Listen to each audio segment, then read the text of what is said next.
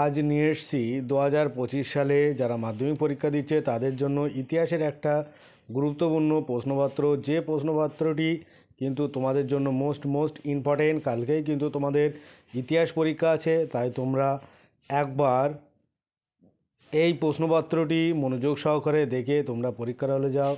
এটা কিন্তু পর্ষদের একটা গুরুত্বপূর্ণ প্রশ্নপত্রটি তোমরা যদি ঠিকঠাক করে যাও তাহলে দেখবে তোমাদের পরীক্ষায় এরকম ধরনের প্রশ্ন বা এখান থেকে একাধিক প্রশ্নপত্র তোমরা কমন পেতে চলেছ। তাই তোমরা মোটে অবহেলা করে ভিডিওটি প্রথম থেকে শেষ পর্যন্ত দেখতে থাকো।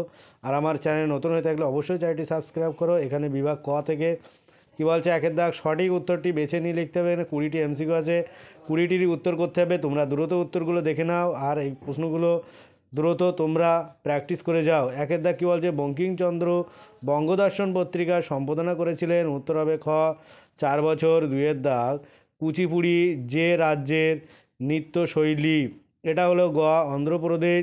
তারপরে 3-এর দাগ দেবেন্দ্রনাথ ঠাকুর ব্রাহ্ম সমাজে যোগ দেন। উত্তর হবে গ 1943 খ্রিস্টাব্দে। 4-এর দাগ জেনারেল অ্যাসেম্বলি ইনস্টিটিউশন প্রতিষ্ঠা করেন। উত্তর ক আলেকজান্ডার ডাব। 5-এর দাগ ভবানী পাঠক কোন বিদ্রোহের নেতা ছিলেন। উত্তর হবে খ সন্ন্যাসী ফকির বিদ্রোহ। 6-এর দাগ প্রথম বাঙালি সংবাদপত্র প্রকাশক ও বিক্রেতা ছিলেন। উত্তর খ গঙ্গা কিশোর ভট্টাচার্য। তোমরা উত্তরগুলো দ্রুত মিলিয়ে নাও, পরীক্ষার আগে অন্তত একবার তোমরা এগুলো দেখে যাও।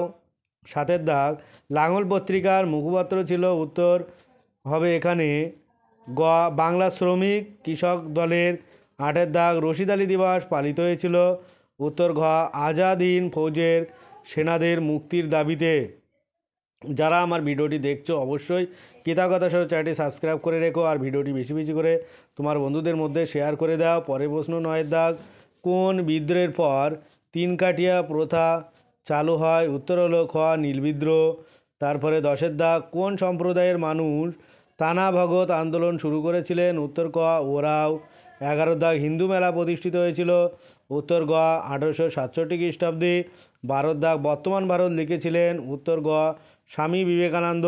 13-এর দাগ জাতাসুর ছবিটি কার আঁকা।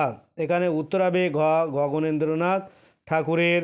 আর 14 দাগ শাহেনশাহ ই হিন্দুস্তান রূপে কাকে শ্রদ্ধা করা হয়। উত্তর ক দ্বিতীয় বাহাদুর শাহকে। আর 15 দাগ শিকার হেরফের গ্রন্থটির লেখককে। উত্তর হলো খ রবীন্দ্রনাথ ঠাকুর। 16 দাগ বাংলা মুদ্রণ শিল্পের বিশ্বকর্মা কাকে বলা হয়। উত্তর গ পঞ্চানন কর্মকারকে। যারা এখনও পর্যন্ত চ্যানেলটি সাবস্ক্রাইব করেন অবশ্যই চ্যানেলটি সাবস্ক্রাইব করে রেখো।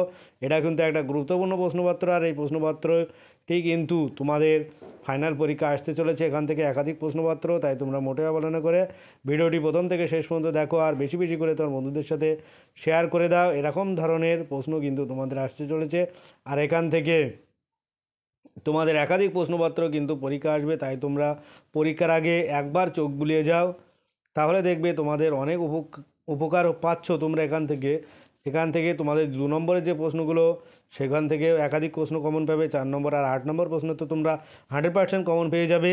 17 দাগ সারা ভারত কিষাণ সভা কবে গঠিত হয়। উত্তর হলো গ 1936 খ্রিস্টাব্দে। 18 দাগ কোন মামলাকে ব্রিটিশ পার্লামেন্টে জুডিশিয়াল স্ক্যান্ডাল বলেছিলেন। উত্তর হলো ঘ মিরাট ষড়যন্ত্র মামলাকে। 19 দাগ পুরুলিয়া জেলা কবে পশ্চিমবঙ্গে অন্তর্ভুক্ত হয়। এখানে উত্তর হবে ক 1956 খ্রিস্টাব্দে। তারপরে 20 দাগের প্রশ্ন হরি সিং কোন দেশীয় রাজ্যের রাজা ছিলেন। এখানে উত্তর হলো গ কাশ্মীর। এরকম ধরনের এমসিকিউ 20টা তোমাদের কিন্তু থাকবে আর এখান থেকেও তোমরা একাধিক প্রশ্ন কমন পেয়ে যাবে। বিভাগ খ থেকে আসবো, তোমাদের নিচের প্রশ্নগুলির উত্তর দিতে হবে। প্রত্যেকটা উপবিভাগ থেকে অন্তত একটি করে মোট 16টি প্রশ্নের উত্তর দিতে হবে।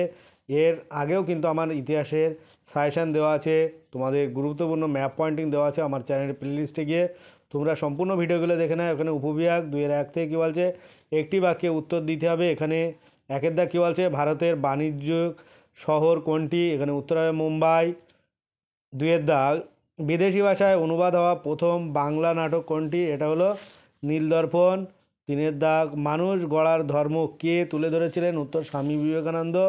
4-এর দাগ স্বাধীন ভারতে কত সালে খাদ্য আন্দোলনের জন্ম হয়েছিল। উত্তর হবে 1959 সালে। তারপরে আসবো তোমাদের উপবিভাগ 2-2 থেকে ঠিক বা ভুল নির্ণয় করতে হবে। এখানে একের দাগ কী বলছে, রাধাকান্ত দেব নব্যবঙ্গ আন্দোলন গড়ে তুলেছিলেন, এটা কিন্তু ভুল। তারপরে 2-এর দাগ খুদকাঠি প্রথা মুন্ডা সম্প্রদায় চালু ছিল, এটা ঠিক। আর 3-এর দাগ অব্যক্ত নামক গ্রন্থটি লেখেন আচার্য জগদীশচন্দ্র বসু, এটাও ঠিক।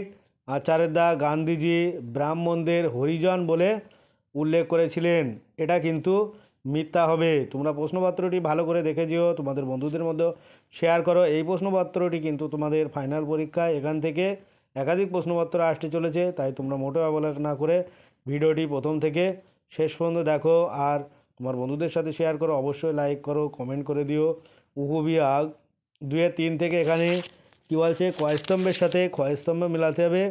এখানে একের দাগ কী আছে, রামমোহন রায়, এটা হবে। 4 আত্মীয় সভা, তারপরে IACS, এটা হবে। 1-এর দাগ মহেন্দ্রলাল সরকার, তারপরে 3-এর দাগ লৌহ মানব, এটা হবে বল্লভভাই প্যাটেল। আর 4-এর দাগ আছে নারীর ইতিহাস, এটা হবে ফেমিনিজম। তারপরে তোমাদের উপবিভাগ 2-4 থেকে প্রদত্ত ভারতবর্ষের রেখা মানচিত্র নিম্নলিখিত স্থানগুলি চিহ্নিত করতে হবে নাম অঙ্কিত করে। তোমাদের 4টে দেওয়া আছে, নীলবিদ্রোহ কেন্দ্র নদিয়া, মহাবিদ্রোহ কেন্দ্র অযোধ্যা, 3 গোয়া, 4 দেশীয় রাজ্য হায়দ্রাবাদ। তোমরা যদি আমার চ্যানেল প্লেলিস্টে যাও তাহলে দেখবে ওখানে কিন্তু ইতিহাসের গুরুত্বপূর্ণ কিছু ম্যাপ পয়েন্টিং দেওয়া আছে তৈরি করে, একদম তোমরা দেখে নাও। আর সেগুলো কিন্তু তোমরা পরীক্ষায় পেয়ে যাবে, তাই তোমরা মোটেও অবহেলা করে সেগুলো ভালো করে দেখে নিও। তারপরে আসবো তোমাদের উপবিভাগ 2-5 থেকে এখানে কিছু বিবৃতি আছে, তোমরা বিবৃতিগুলো দেখে নাও, এর সঠিক ব্যাখ্যা কী হচ্ছে। বিবৃতি 1, ইতিহাসের তথ্য সংগ্রহে ইন্টারনেটে গুরুত্বপূর্ণ ভূমিকা পালন করে। এখানে উত্তর হবে ব্যাখ্যা 1, গবেষণা সংক্রান্ত বহু তথ্য অনায়াসে ইন্টারনেট থেকে পাওয়া যায়। তারপরে 2 আছে বিবৃতি, বিদ্যাসাগর বিধবা বিবাহ প্রচলন করেছিলেন, এখানে ব্যাখ্যা 3 হবে, কারণ বাল্য বিধবাদের দুর্দশা তার হৃদয়কে দ্রবীভূত করেছিল।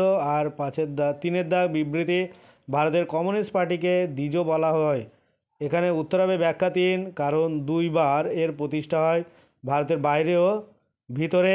আর 4 আছে বিবৃতি, জ্যোতিবা ফুলে সত্যশোধক সমাজ প্রতিষ্ঠা করেন, এর উত্তর হবে ব্যাখ্যা 3, কপটচারী ব্রাহ্মণ ও সুবিধাবাদী ধর্মশাস্ত্রগুলির হাত থেকে নিম্নবর্গের মানুষদের রক্ষার জন্য।